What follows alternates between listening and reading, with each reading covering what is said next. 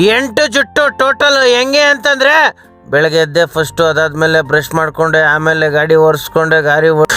ಗಾಡಿ ಒರೆಸಿ ನಮ್ಮ ಆರ್ಟ್ ಜೊತೆಯಲ್ಲಿ ಒಂದು ರೀಲ್ ಮಾಡಿದೆ, ನಮ್ಮ ಆರ್ಟ್ ಜೊತೆಲಿ ಒಂದು ರೀಲು, ನಮ್ಮ ದೀಪಿಕಾ ಜೊತೆಲಿ ಒಂದು ರೀಲು. ಅದಾದಮೇಲೆ ಸ್ಕೂಲ್ಗೆ ಹೋಯ್ತು ದೀಪಿಕಾ. ಆಮೇಲೆ ನಾನು ಫಸ್ಟ್ ಡ್ರಾಪ್ ಜಿಗ್ನಿ ಹತ್ರ ಮಾಡಿ ಫಸ್ಟ್ ನಾಷ್ಟ ಮಾಡಿದೆ. ಆಮೇಲೆ DLF ಹತ್ರ ಹಾಕ್ಕೊಂಡೆ, ನಮ್ಮ ವ್ಯೂವರ್ ಸಿಕ್ಕಿದ್ರು, ಅವ್ರ ಹತ್ರ ಮಾತಾಡಿಸ್ತು.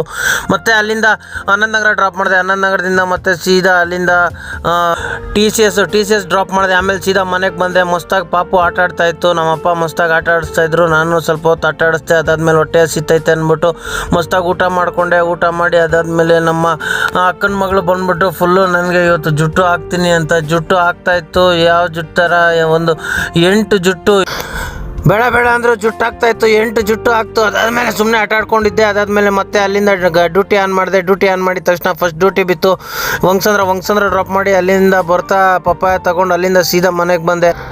ಖಾಲಿ ಮನೆ ಕಡೆ ಬಂದೆ. ಮನೆ ಹತ್ರ ಗಾಡಿ ಪಾರ್ಕ್ ಮಾಡಿದೆ, ಪಪ್ಪಾಯ ಎತ್ಕೊಂಡು ಹೋದೆ. ಅದಾದಮೇಲೆ ಮತ್ತೆ ಬೋಂಡ ಮಾಡಿದ್ರು, ತಿಂದೆ. ಇವತ್ತು ನಾವು ವ್ಲಾಗ್ ಮುಗೀತು. ಮತ್ತೆ